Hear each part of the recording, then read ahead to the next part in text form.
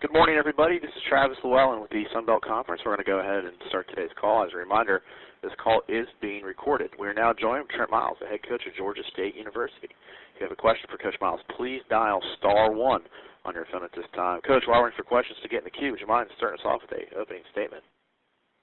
Sure. I'm very excited. Our team is very anxious to get back out and start playing again this week. We can't get to the game fast enough. Our kids are starting to get the idea and figure it out of what it's getting closer and closer to what it takes to win a game, and they're very anxious. Anxious is our key word. You know, they're excited. They're very disappointed that we lost last weekend, but they're also seeing they're able to see their progress and see how they're getting better and closer to being able to compete to win games in the Sunbelt Conference, and we're really looking forward to playing at Louisiana Monroe. Thank you very much, Coach. Our first questions come from Doug with the Atlanta Journal-Constitution. Please go ahead, Doug. Hey, Coach, do you have any injury updates? Injury updates, no.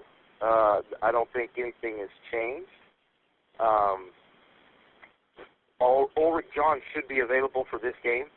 That's okay. it. I guess that would be an update. Ulrich John should be available, barring any setbacks.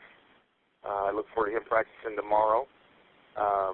Tim Wynn is still questionable. No other guys up front. I'm just going through my list in my head of what we went over yesterday. No, nothing really new than other guys that have been, hurt and been banged up a little bit. But, yeah, we got bumps and bruises, but nothing that should keep anybody new out. What was specifically the good from Saturday's game? The good? We had a chance to win a football game. I mean, our kids, you can see it. They can see it. That's the big thing is they can see it. It was a little different feel after that loss. It was more of them they were disappointed, but more of an angry disappointed rather than a hurt disappointed, if that makes sense. Yeah. After Troy, it was disappointed, but they were hurt because it came so close.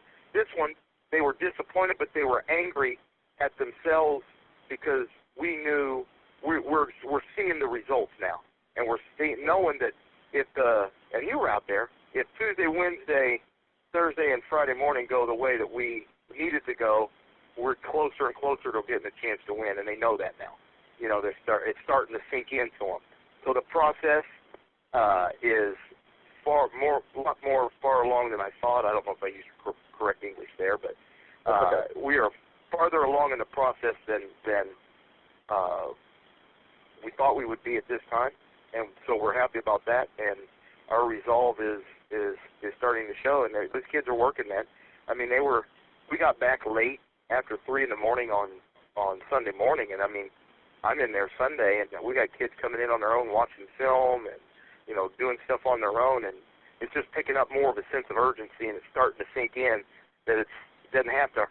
The hurt is basically being more angry because we lost and starting to realize, the process starts today and Tuesday, Wednesday, Thursday, and Friday to get a chance to win. So they're getting eager.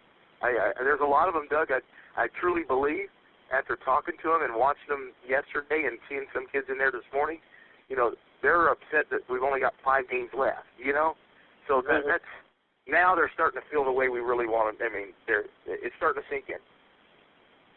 And what was the bad? The bad was we missed an opportunity to win a football game. I mean, that was the bad. I mean, our kids played good. They're playing hard. I mean, we ran the ball better.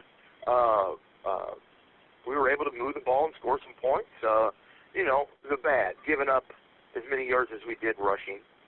I mean, that's obviously the bad because we can take about 5 runs, 5 maybe 6 runs that they had.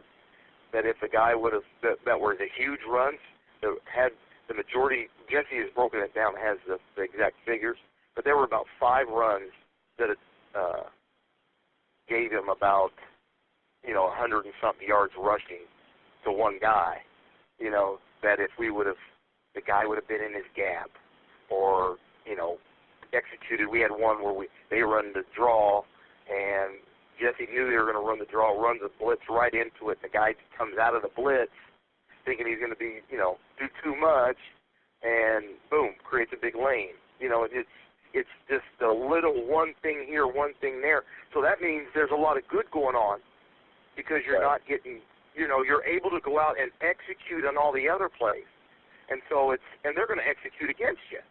So it's back and forth, and the games are won or lost. Now, when you're competing the right way and you're executing the right way, the games are won or lost on 4, 5, 6 plays, period.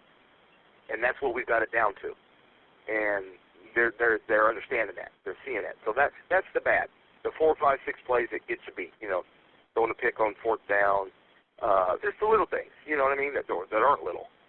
But we're getting so much closer, and they're realizing that rather than hoping to be close. They're realizing that wait a minute, yes we are, and now we know what to do. So those are the bad. The 5, 6 plays that make or break. They're breaking us. We got to find a way to make them.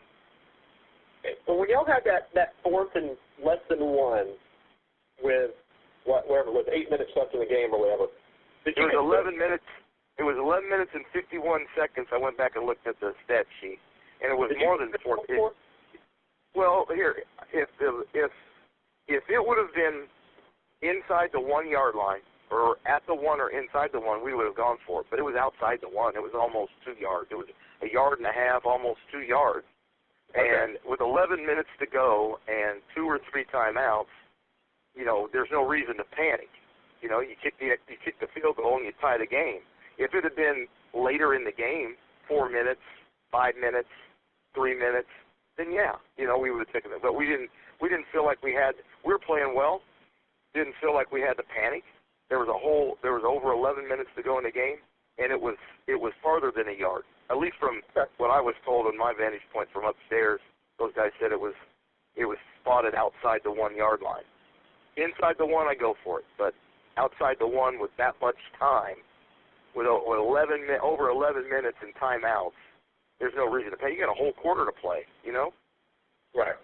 Okay. I was just curious. Yeah. I mean, we're always prepared. I mean, you saw it early in the game.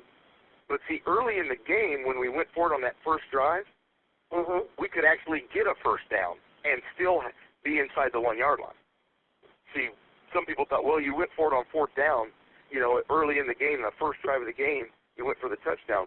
Well, we went for the first down to get 4 downs inside the 1. Right.